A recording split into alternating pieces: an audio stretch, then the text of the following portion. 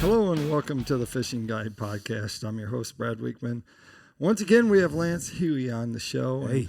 He's back because so many people wanted to visit, wanted more information, how he catches his fish, because he's always in there. He's always got his big rod. He's always got his net. He's always got 4 big fish hanging from his fingers. That's right. So you're officially Beaver Lake Crappie Guide. Is that right? Yeah, we deposited the check. Yeah. Got that all going. So started up first of the year, and guy called me, did the first weekend of January, and it was a good trip. Had fun. Just steady fishing. It was got him a limit, and I think we had a couple more. But yeah, it was good fishing. We had a good time, and I was kind of nervous at first, and I was like, man, I hope they bite. But once it got settled in, it was good. So I had a good time, and got another one this week. So fishing's fishing. Yeah, so just have fun with it. You know. Yeah. I mean, you do have 16 minnows out there. Yeah, I know it. Working for you. I got 16. Some of us only got like one jig head, and we're throwing out there. And so the odds are against us. The odds are in your favor. Yeah, I got a buffet out there for me. That's right. So let's talk a little bit about your rig. Some of the people have seen the show. They've seen some of your stuff that we've posted on PICO Lures on their site, because you're making some of your pre-made rigs with their terminal tackle, the Vanguard stuff. You basically have a spider rig set up and 8 rods, right? Mm-hmm. So how does that look? Tell us. I mean, it's fanned out. I mean, I fan them out, and it's just. They're 16-foot poles, and I'm just slowly pushing about 0.2, 0.3 this time of year. I mean, there's 8-pound test line on the main reel, right? And then the rig is a 10-pound, right? And then it's just a half ounce. They're half-ounce weights. The rig is total, right? The rig, and then I use the size 2 Aberdeen hooks that they have, right? And then sometimes I'll go to a 1/16 ounce. The jig heads on some with 2 with the basic crappie minnow. I saw these, and then tip it with the minnow. Everything's with the minnow. And I try to shoot for just a medium sized minnow, not none of those big fat ones. What do you think? What do you think crappie? Is it just a Beaver Lake thing that they just like that smaller size? Because you go to Grenada and you can use a brooder minnow down there. You can use a trout. 6-inch trout down there. I don't 4-pound crappie. I don't know. I think it's that there's just so much plentiful shad, and maybe they just not as hungry. Right. I don't know. It's just I've always shoot for a smaller minnow. They get that, they inhale it in. They don't swim with it more. They seem to be more. Since I've learned this with scope, I've changed the minnow size out. And I'm just like, well, that's working. It's a smaller minnow. I remember like. In 2020, where everybody was fishing, so it was like you didn't have much minnow size. I mean, you didn't have much. Minnows were real small. Right. That's kind of when it started kicking in. I call them anorexic minnows. They were like real skinny, like more like a fathead minnow, I guess. And they were just real skinny minnow. And that's when it clicked in. I started catching more fish with those, and I was just like, well, I'm gonna start using smaller minnows. The bigger, because I would always try and grab a bigger minnow, bigger fish. Those would just get your white bass. Seems like now, but yeah, I'm more of a medium size to 1.5, 2-inch minnow. How is the shad population this year on Beaver? It's good. I mean, it's just everywhere. I mean, Friendship was full of them. Right. I mean, I'm not seeing as much. I guess. Yeah, we're seeing them, but a friend of mine, I gave him the fish, Peyton. I gave him the fish like a couple weeks ago, and he was filleting them out, and he had brim in them. Wow. Yeah, I don't know how big. You can't justify the picture, but I think the brim were at least a palm size brim. That's pretty good size. And I didn't. These fish I cleaned last week, they didn't have brim in them. They just had shad. Yeah. So I mean, it's they're full. So, but I think the shad population is good. I don't think that freeze did much to them. Yeah, and the freeze didn't go clear across the lake, so it was just on the edge. It was just kind of a little ways south end of the lake. So I don't. Yeah. Now we're staying mid-40s. It's not really cold enough for them to do the death twitch. So I don't. What happens if the shad start dying? How are you gonna approach that? Things change. Yeah, it does. I think it gets tougher. I believe it gets tougher for a little while, and then it just turns on. They get mad. I mean, I don't know. It just seemed like that's how it was a couple years, like that year last year, right? When it froze and it got real thick and it was like frozen for 2 weeks. It seemed like it was pretty tough there for a couple weeks. I mean, you'd still catch a limit, but it was a grind. But then all of a sudden, it just took off. I don't know if they just finally ate them all. Right. I don't know. The dying ones. Yeah. I don't know. But it usually they'll take off. And you're still looking at feeder creeks. You're still focused inside. Inside the feeder creeks. You haven't ventured out into the main lake. Yeah, I try to stay out of the main lake. I hate wind. I hate waves. Right. I hate boat traffic. Right. I try to stay sheltered. So I've done it that way for, I don't know, past 8-10 years. I've just always gone to feeder creeks this time of year.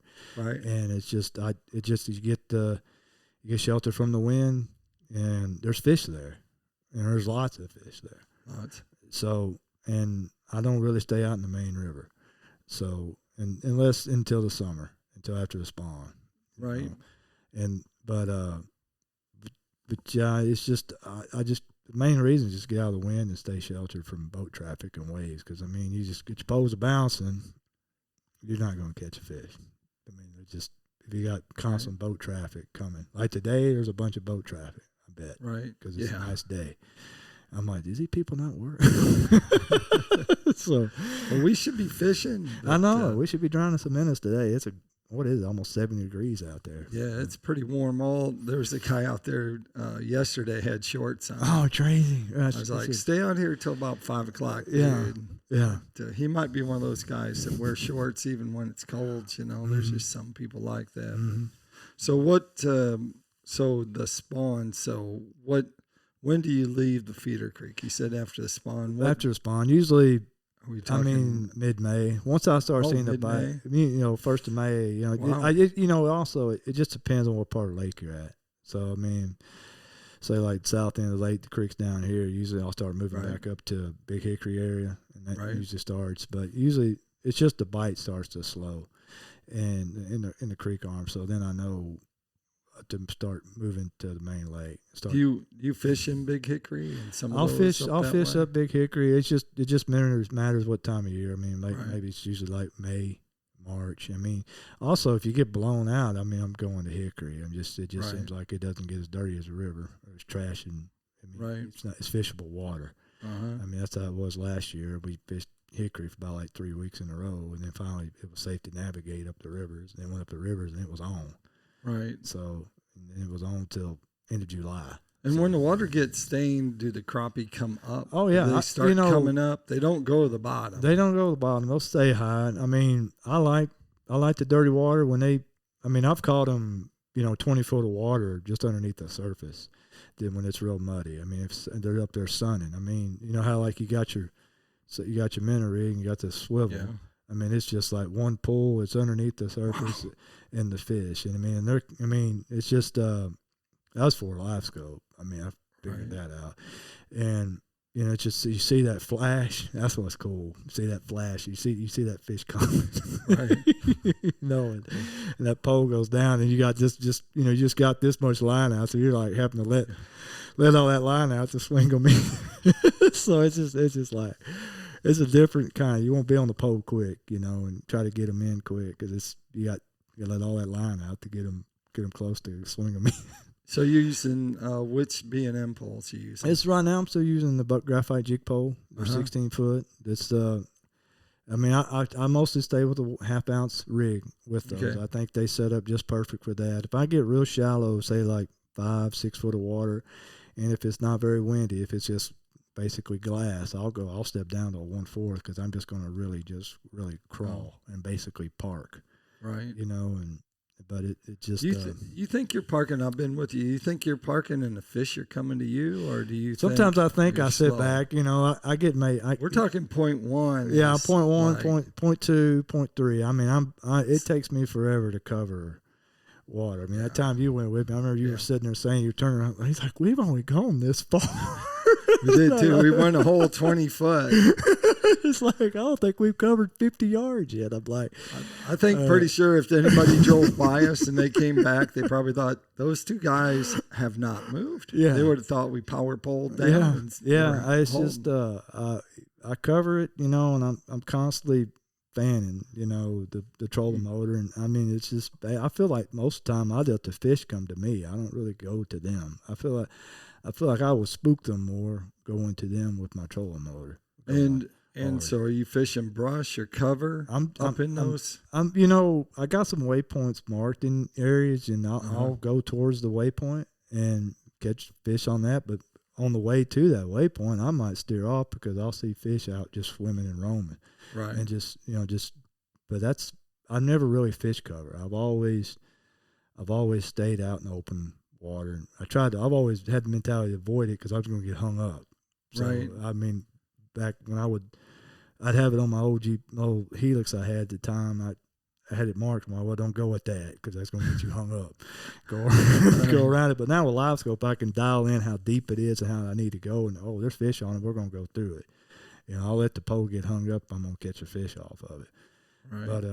But most time it's always like what people do now, chasing roamers. I guess I can call it. That's what I've been doing for 10 years, just chasing roamers and just suspended fish, and you'll catch bigger fish that way, I believe, than sitting on a brush pile. So what do you have I know you have a Garmin, the Live Scope. Yeah. What do you have that set at for a range? I have it. I still have it about 30, 35. 30? I don't do 35. Very far out there. I mean, I just like a clear picture. I mean, if it's really far out there, it's hard. I got to see my baits clear. If it's really far out there, your bait's, itty bitty small, and it's just so far more like I feel like I'm underneath my boat when I'm looking. I don't like. So 30 foot is what you have the range at. Yeah, and it sets my pole.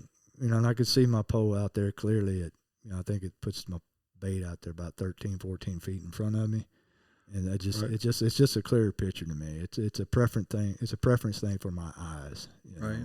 You're running a 32 or the 34? I'm still running a 32. Right. So they really pop. Yeah. You got some clutter on your screen, but when a crappie comes, it looks. It looks like a football. Right. I mean, and it just. I just go at them, And I know here I actually have an example of what one looks like. Yeah. And when you see it, it actually looks looks like a that. football. Yeah. This is what you're looking for, and you have 16 rods that you're looking for. Mm-hmm. If you lost your football in Beaver Lake, contact me, because the other day while we were fishing, we found this football, but that's hilarious. Yeah, that's so I was waiting for someone to come by and ask me what I was catching. I was going to say, I'm catching footballs, baby. We caught some great big spotted bass that day. I mean, these look like they came from Table Rock. Wow. So these were in that 17, 18-inch spotted bass. They were big. Those are good ones for spotted bass. But do you catch some odd stuff while you're out there? I'll 16 baits, right? Yeah, so you're bound to catch. I'll catch a white bass. Catch a lot of white bass. I'll catch a lot of white bass. I get those in. I get them in as quick as I can. I just try to hoist them over all the poles, swing them over something. It's just I can kind of tell their bite right away because they usually just will do more like a bounce bite and just pull it down it's just their bite's different. I'll know right away. And what's a crappie bite look like? It's more. They'll pull it down, run with it. They'll do it. They'll do it that way. They'll lift up on the rod tip too. But it's just they're more of a slow crappie pull. Yeah, and just bite them that and just set the hook that way. And then they don't really like run off. Like I'll know right away when it's a white bass because it's like your pole's just getting pulled. Right. But what's crazy before Live Scope is gar. Right. Gar would bite just like crappie to me sometimes because it would just be like a slow pull. Not set the hook. And then that pole would be just like, that's the wrong flavor. There would be a slow bite too, though. I mean, that is how gar bites. Yeah, it's just weird. I mean, they'll slam the pole down. I mean, the crappie, like last week, we had a few that were just pulling the 4 eyelets deep, you know. Wow. But I mean, most of the time it's just this time of year. It's more of a slow, subtle bite, right? You know. But you know right away when it's a white bass because they just kind of gnaw on it and jerk their heads. Right. But when striper always tend to run. Right. When you set the hook, they always tend to run away. So I'll get them over my poles and get them out the side of the boat and get them in, you know, or hopefully they'll straighten. And you don't have no room in your cooler probably by the time you catch a striper to no, even put them you in know, there, don't what you? I usually do is I tie them on the stringer. I just drag them out the back of the boat. Yeah. I've done that. I've had like 3 striper on there and some white bass, and I don't like to keep them, but there might be some guy that's coming through that might not be having a successful trip, and I'll holler at him. I'm like, hey, I got some white bass and striper. You want them? They're like, yeah. So I just give them that, and they said, man, you made our day. So there's always someone. Yeah, there's always somebody, you know, and I mean, they'll just be on the back of the boat tied to the stringer. Oh, there you go. See, I'm telling you, just everybody's going by. Yeah, this is Beaver Lake's right in the background, and so we're up in the river arms where I would say the biggest population of crappie are up here. They're starting to move in. Yeah, they're starting to move in, and Peyton talked last week about, or time before, talked about the migration of the crappie moving. Probably unmolested fish up there farther. So at least you haven't been. I haven't. You haven't been chasing them. I ain't chasing them. So I got to ask: Do you have a B&M like a double diamond or anything like that? One. Do you have one? I have that the you can diamond. Cast? I have the diamond. I have the. I don't have the 75th. I have the blue. The blue one for one poling? For one poling. And you have a 12-foot or 14? I have the 14-foot. It's a great pole. I like the pole. It's the line just moves right. It's still smooth going through the line, going through. When I go fish with Greg and Peyton, that's what we majority do. Right. It's just my boat, my trolling motor. I just not outfit. It's a Tarova trolling motor, and I just, you know, the foot control is not the best, and it's just using the hand. I got to have all my hands. And there you go. I just stick to minnow rigging, and when you're guiding, you just minnow rig. Yeah, so a person really doesn't have to cast. No. You just have to be attentive. Yeah, they'll feel that they'll have to watch it with their eyes, you know. Right. So there you go, deer running through the yard. Look at that. Look at that. So this is crazy. This is a wildlife show here. You see footballs and deer. That's you know you're in the right spot. Yeah. Yeah. That takes us to Tackle Time. Tackle Time is sponsored by PICO Lures, and PICO Lures, they have a complete line of hard and soft tackle.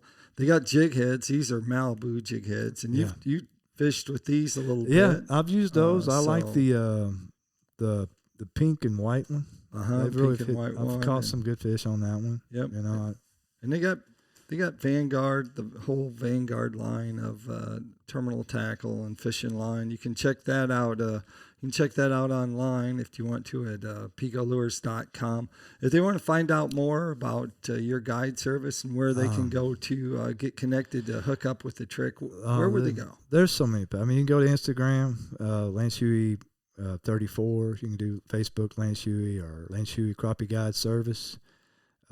Or even lhcrappieguide.com. All right. I think I got them all. So there's so many ways. You can just reach out to me by my phone number. It's on my page there too. So, I mean, that's the best way. Just call me or Facebook message me. You know. All right. There you go. Simple and easy enough. We'll have you back on. We'll have you talk a little later on about when the fish are starting to move towards that main lake or what you're doing when those crappies start spawning. Yeah. You can kind of cue people in on because what's happening here is either happening already down where you are if you're farther south, or it's going to happen farther up north in Table Rock and then up the Lake of the Ozarks and Stockton and those lakes. So you'll be able to apply that to your fishing there. So it's good stuff. Like I always like to end the show, make sure you keep your hook sharp and your lures in the water. Yeah. Blow us out. Huh? Blow us out.